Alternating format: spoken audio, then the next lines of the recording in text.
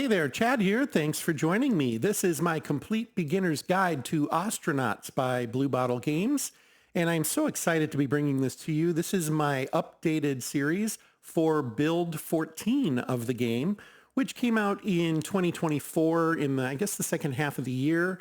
And I had kind of backed away from Ostranauts for a bit, kind of waiting for build 15 to drop, but recently, there was an announcement that sort of suggested they didn't exactly know when that was going to happen.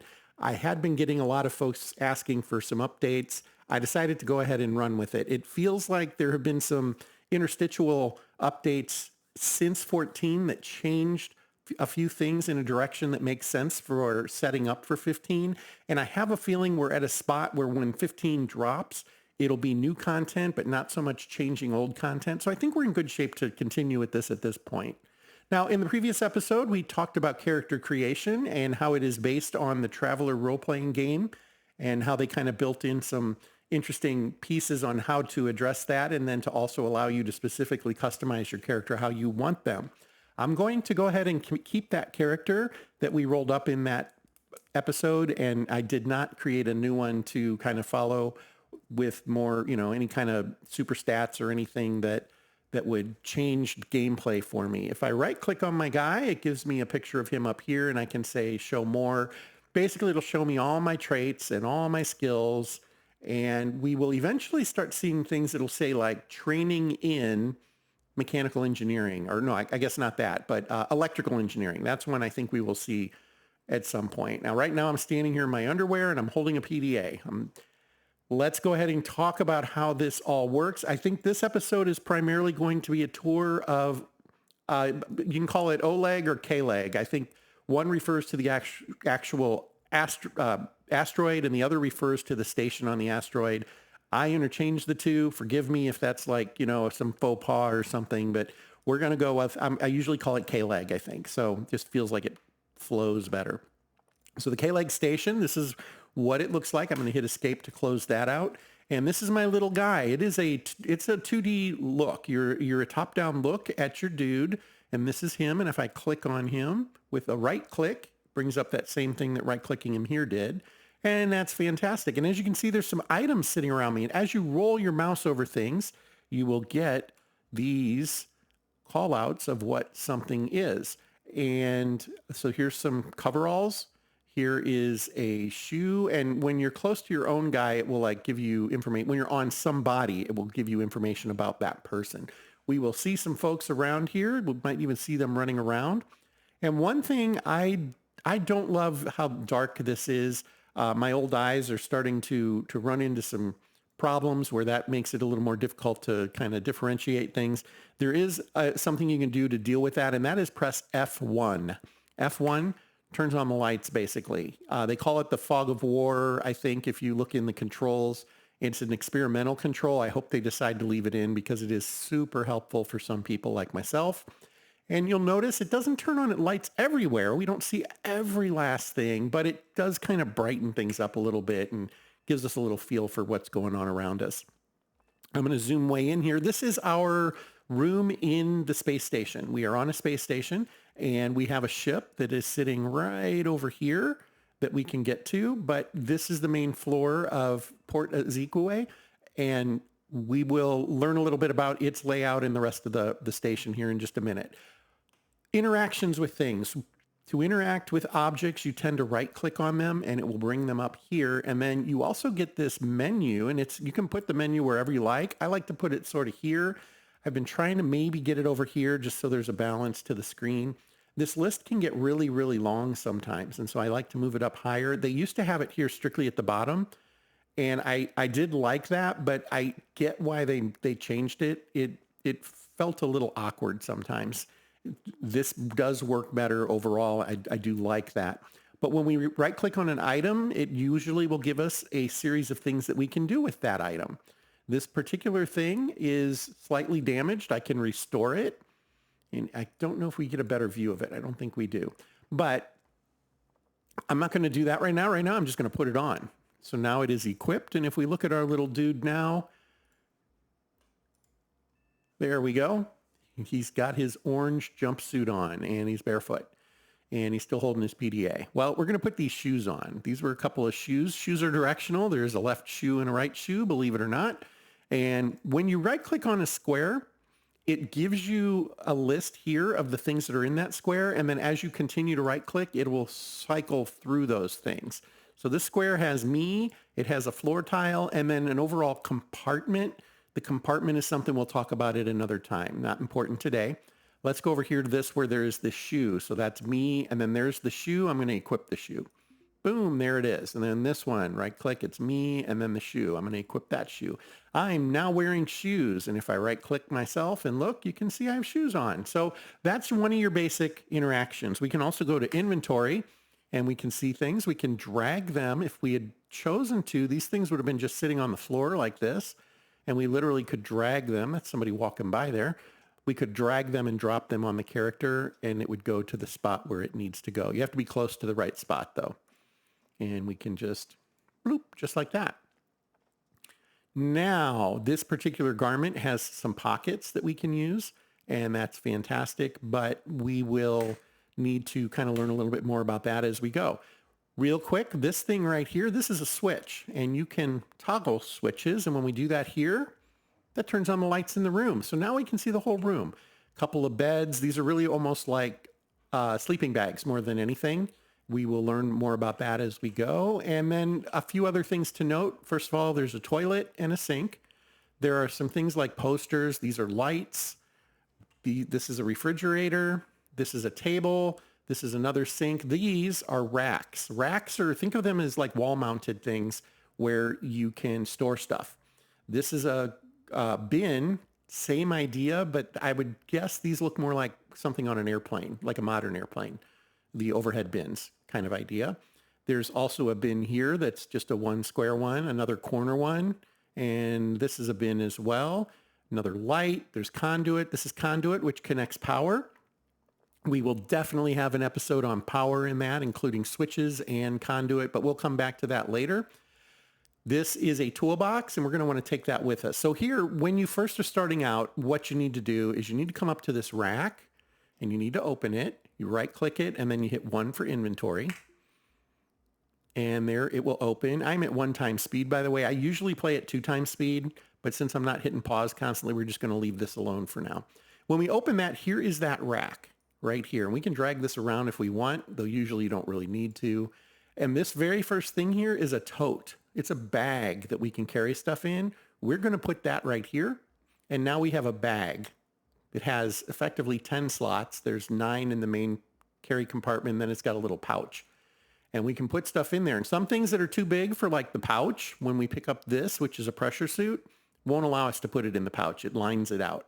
Same with this helmet, too big for the pouch. The PDA will fit in the pouch. We could do that if we want. But instead, we're going to put the PDA in his hip pocket. Yeah, I think we'll do that for now. So it's in his clothing pocket. And it may not be, I don't know if you can actually, yeah, I don't think you can rename things like pockets, but you can rename things like racks when you're on them. You can come up here and you click on it. This is new, and I love this feature. One of the reasons I kind of moved away from playing Ostranauts as much as I was is I was getting a little frustrated. I had so much stuff and I could never remember where I had stuff. I have this little chart next to my computer screen, and like I would move something and then I had to go and recreate the stupid chart. And I got really frustrated with that. This might be the best quality of life update they have given us. Thank you so much, Blue Bottle. What we can do here is call this bedroom rack, whatever you want to call it. It doesn't really matter. I don't normally rename that particularly because we don't spend a lot of time here. We're going to be on our ship. But once we're in our ship, we'll know how to do it, and there you have it. Then when we're looking around, we can go over here, and it says bedroom rack. We could have named it rack with clothes or clothing hamper or something like that, and then that would make a lot more sense, I think. Okay, we're going to close that down. And let's see, next. So, okay, that was kind of an accident. We're going to go back in the room here in a second. When you first step out of your room, it gives you a nice little storyline about being on K-Leg. This is why I call it K-Leg, not O-Leg. But nonetheless, O-Leg would be the station. So the ship station. Anyway, you can read through that. It's totally fine. When you get these kinds of pop-ups, you can force exit if you just don't want to deal with it at all, but it can cause problems. It warns you of that. What you're generally going to do is in the lower left, there will be a series of choices. In this case, there's only one choice, continue. It tells us what that's going to do is continue, and we hit confirm. And there you go. We're back into the game. Now I want to come back in here because I wasn't done. That was just a bad click on my part. I'm going to right click on this bin and let's see what's in there. In that bin, nothing. Okay, so I'm going to close my inventory and I'm going to come and click on this bin. See what's in there. You do a lot of this throughout the game. So I know from playing what is worth stuff and what isn't. Scrap cloth that's dirty isn't really worth anything. Cigarettes, worth a lot. At least all things considered, they're worth a lot. We're going to grab those. We're going to sell those here actually relatively soon. We're going to go to the next bin.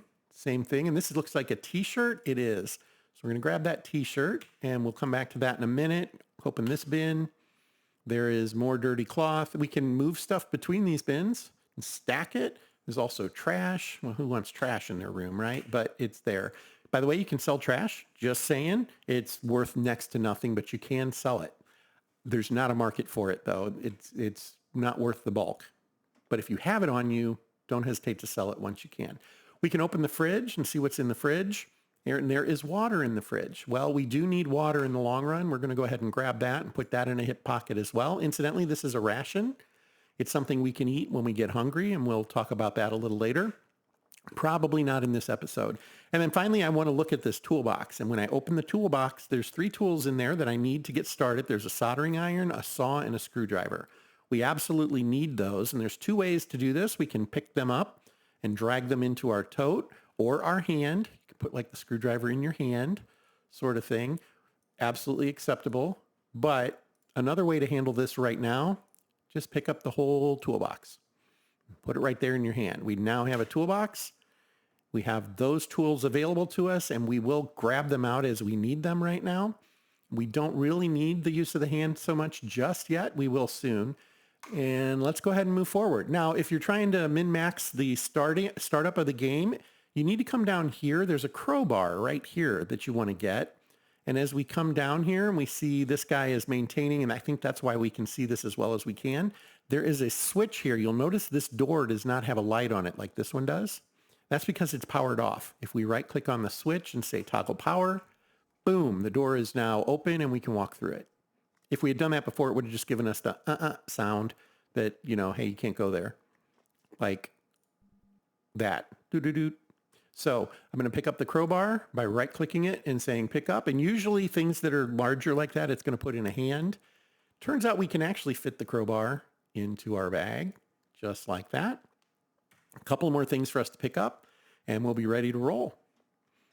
And I'm going to speed up time a little bit, double time, quadruple time. Next, we want to come up here, and this is like a little piece of tutorial. It's kind of telling us exactly what it wants us to do. This is a piece of conduit. You'll notice this door is not on. It's because there's no conduit to connect it. And we can check that by pressing L. L shows you where power is running, okay? And this is something that is unpowered. You'll notice this door doesn't have a power indicator because it's fine. It won't show you things that are correctly powered. It will only show you things that are not powered at all. So this door needs connection here in order to be functional. I'm going to qualify that. I think doors, it needs to be on either side on the door. As long as it's touching one of the sides of the door, you're fine. You'll notice there's not one here as well. I suppose it picked this side, but clearly we're going to install it here. The way we do that is things that can be installed, you right click and you'll have an install. We're going to say we could pick it up. We could pick up a stack of them. You can stack those as high as 5, or we can install it. We could also restore it, which will fix it. You'll notice it's a little bit damaged. So it's not damaged, it's worn. Once it's damaged, it will not function. And that's when it gets to this point, that becomes a problem. It's not in that state yet. We could restore it if we want. We'll be doing plenty of restoring in the future. We're not going to worry about it. Here is, we're going to install, and then we literally just click where we want to put it. And that's right here. That's where it's pointing to.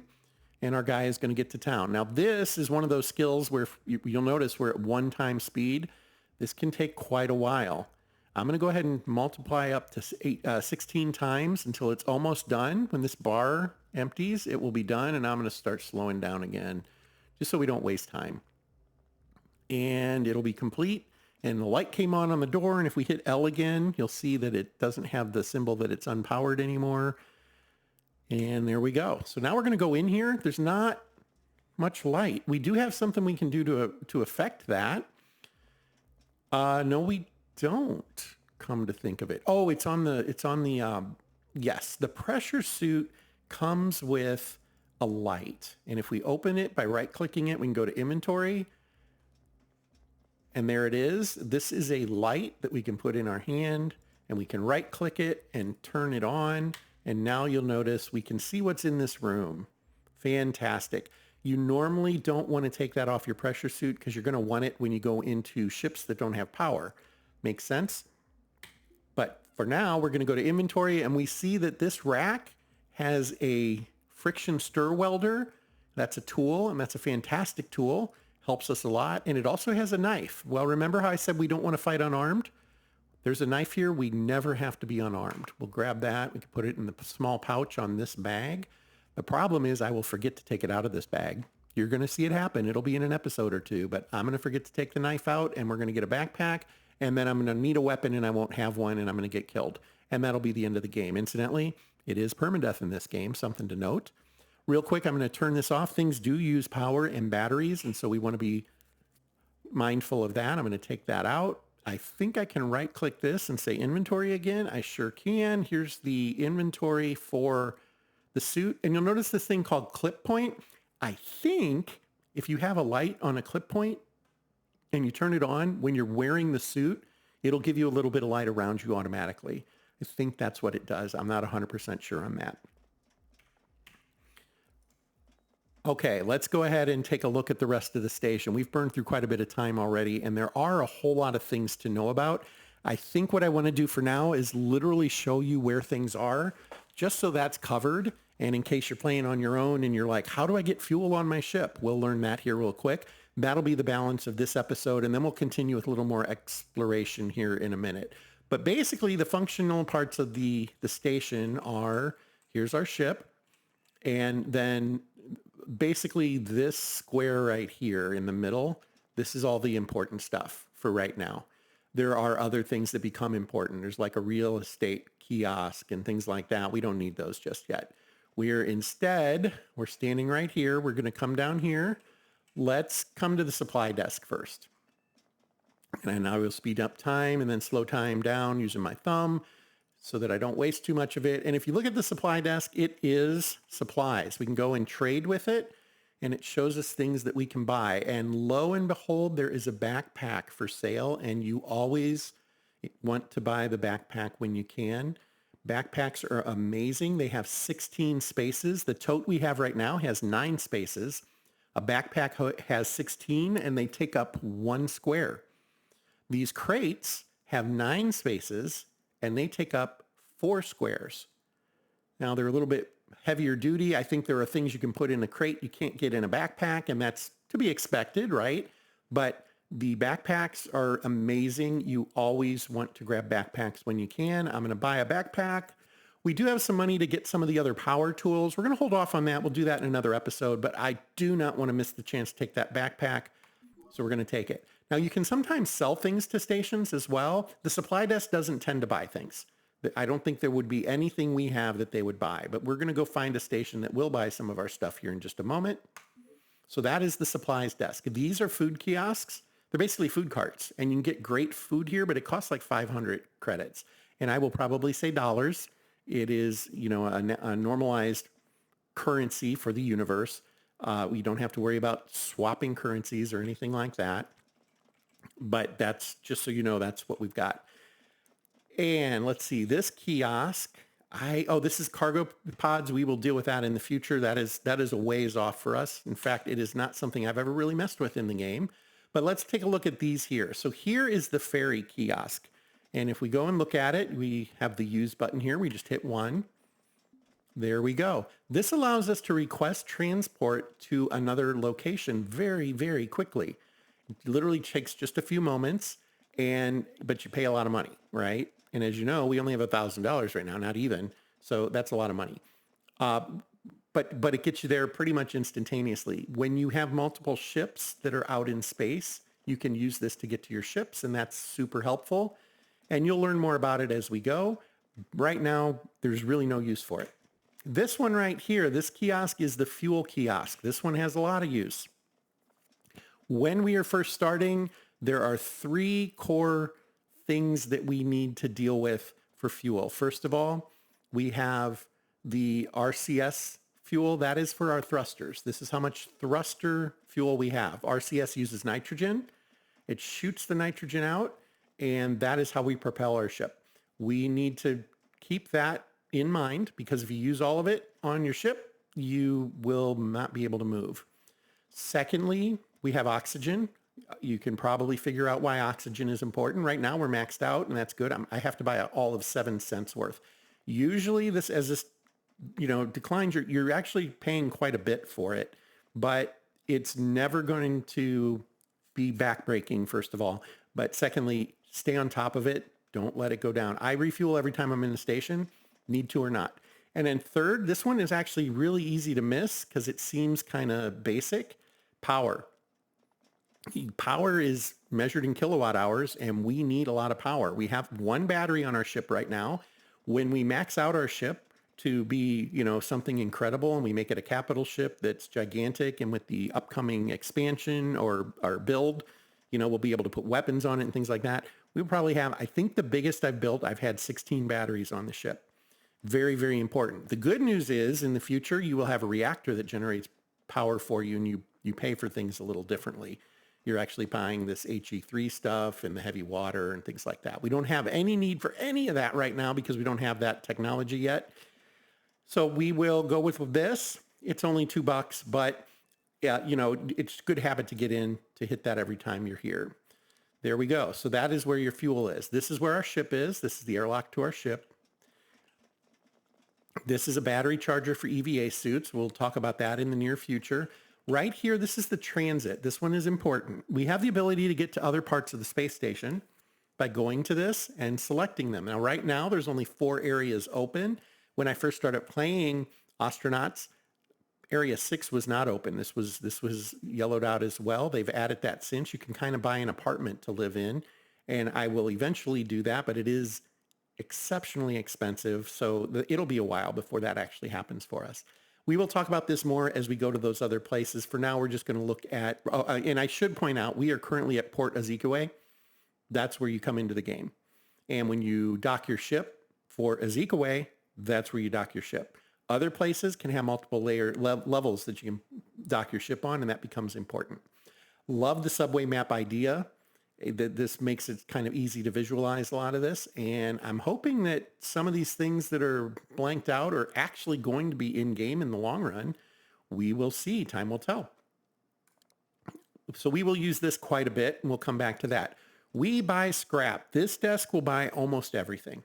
I say almost, and I do mean that. It will buy almost everything. It also sells things like scrap and parts to important things in your system, like motherboards and things like that. So we will find doors, for instance, that we salvage, and they will be damaged. They might need a motherboard, or they might need a motor. Motors are actually what you probably have with doors.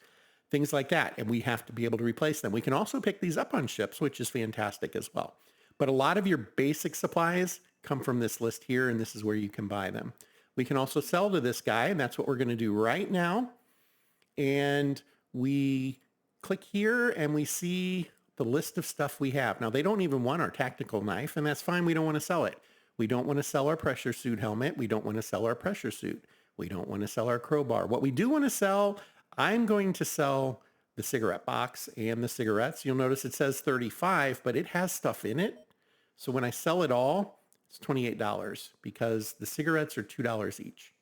There you have it. Then I'm also going to sell this Atlantis Deep t-shirt for $10 just by clicking there. That's done. And I don't think there's anything else I want to sell just yet. So I'm going to say accept.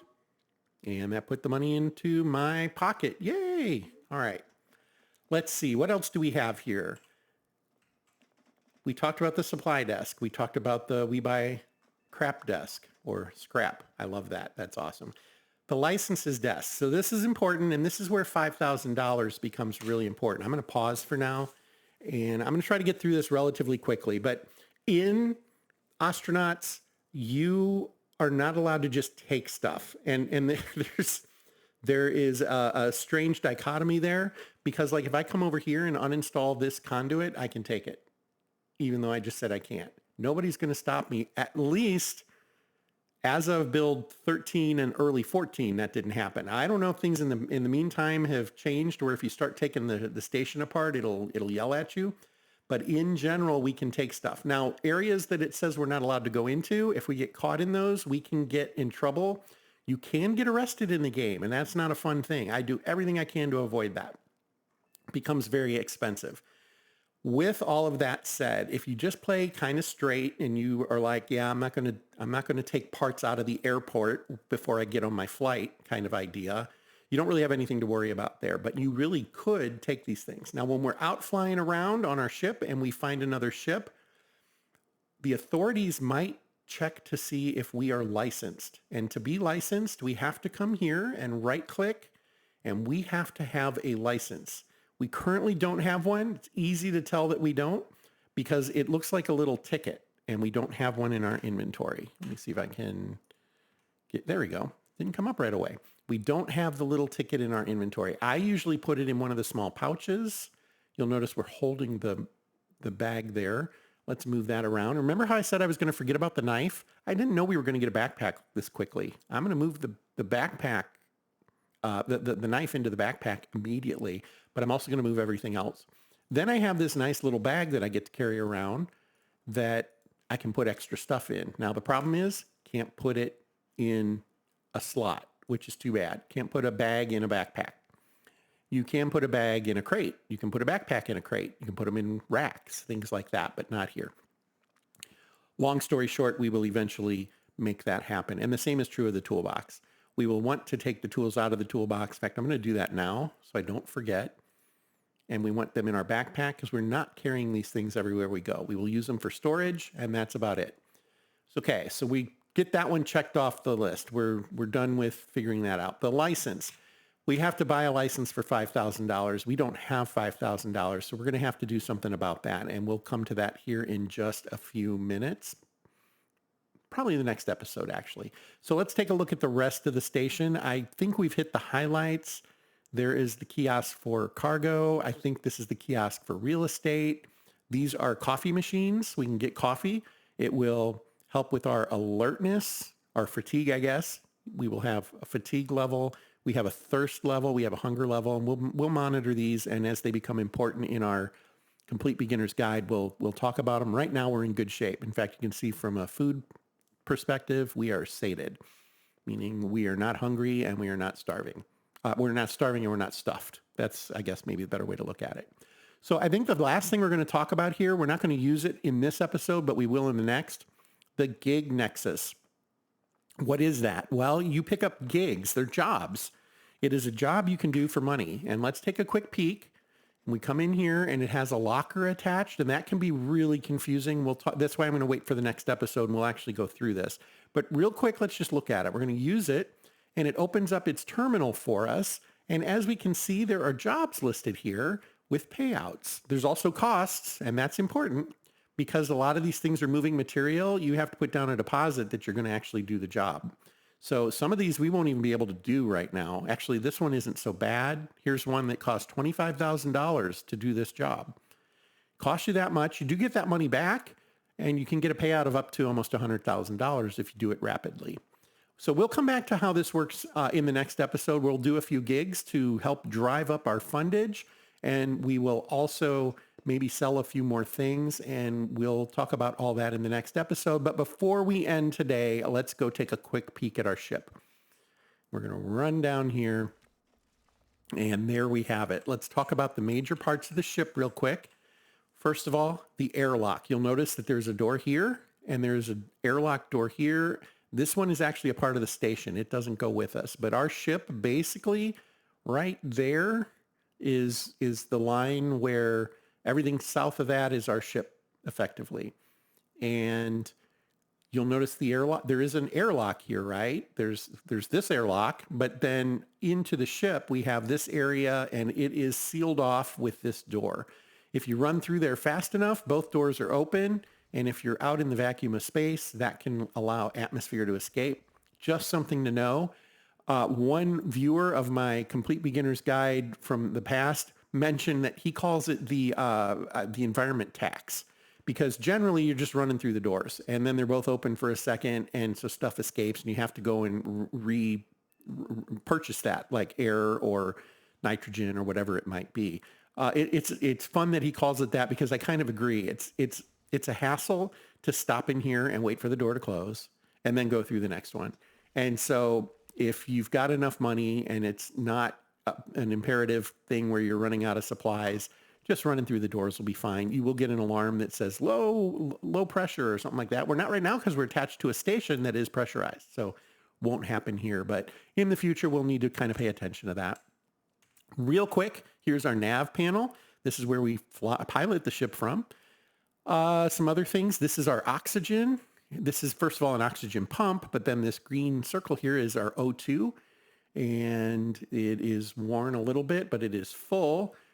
We are going to spend some time cleaning up our ship before we really leave port, and we'll do that soon as well. Over here, we have our battery right here. When you right click on the battery, it shows you about how much time it has at its current use.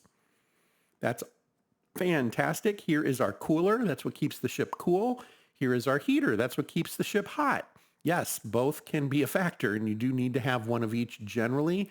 There are settings to allow it to auto balance, and that is in effect at the beginning. You don't have to really micromanage that just yet. You may in the future if you wish to.